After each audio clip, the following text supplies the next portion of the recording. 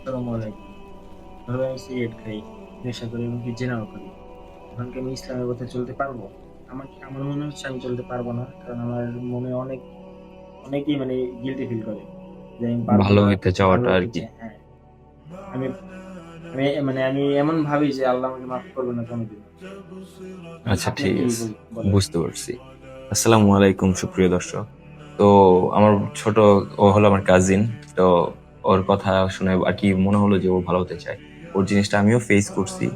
আমিও কোনো হাফিজ না, আলিম না, শায়েখ না। আমি একজন দিনী ভাই আপনাদের।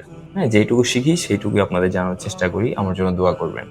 তো ওর কথাটা হচ্ছে, ও কি আদৌ ভালো হতে পারবে কিনা, জেনা বা বলেন ব্যভিচার, বলেন স্মোকিং, হুম, মাদক, এইসব দ্রব্য আর কি নেওয়া। তো শুনেন, আমি আমি আমার অনেকে আমার পাস্ট জানে যে আমি একজন মিডিয়া পার্সন ছিলাম, একজন অ্যাক্টর প্লাস মডেল ছিলাম। তো এই ক্ষেত্রে জেনা তো অহরহ, এটা আপনারা জানেন। হ্যাঁ, আমি স্মোকিং করছি, ইউজ করি। অনেকে বলে ছাড়তে পারে না। আলহামদুলিল্লাহ, আপনাদের দোয়া আমি সব ক্লোজ করে দিছি। আমার পাস্ট পুরো ক্লোজ করে দিছি, পুরো ইনভিজিবল হয়ে গেছে। আমি আর কিছু দেখি না আমার পাস্টে। হ্যাঁ, কজ আমি আশাবাদী, আমার আল্লাহর প্রতি আমি বিশ্বাস। যেমনটা তোরও রাখতে হবে আল্লাহর প্রতি বিশ্বাস।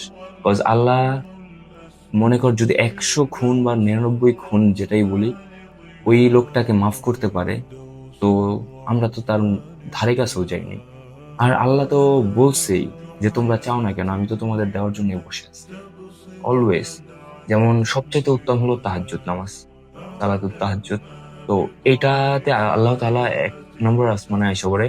উনি জাস্ট বলতে থাকেন যে কোন বান্দা আসছো যে আমার থেকে এখন চাইবা।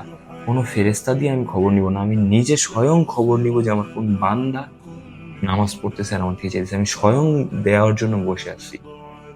তো এইটা ভেবে কখনো হতাশ হবা না। কজ আমাদের ইসলামে বা কোরআনে বলা আছে, ফাইন্না মাল উসরি উসর।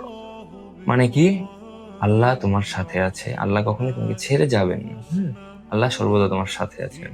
তো এই জিনিসটাই ভেবে আমাদের আগাতে হবে, কজ আল্লাহ আমাদের কখনো একা ছাড়বে না। আল্লাহ উল্টো ওই বান্দাদের উপর খুশি হন যে এই বান্দারা কিনা এখন পাপ করে, একটু বার আবার মাফ চায়, আবার পাপ করে আবার মাফ চায়। আল্লাহ ওদের দেখে মুচকি হাসি দেন। যেই বান্দা পাপ করা সত্ত্বেও বারবার আইসা আমার সামনে মাথা নত করতেছে ভালো হওয়ার জন্য, আল্লাহ এতে স্যাটিসফাই হয়। তো আমরা কি বুঝলাম যে যত বড়ই পাপ করো না কেন, নামাজ আর সুন্নাহ ওয়েতে চলো, তাহলে আল্লাহ অবশ্যই মাফ করবেন ইনশাআল্লাহ তাআলা, আল্লাহ যদি চায়। তো দর্শক সবাইকে আসসালামু আলাইকুম, ভালো থাকবেন, সুস্থ থাকবেন ও আমাদের চ্যানেলটাকে সাপোর্ট করবেন।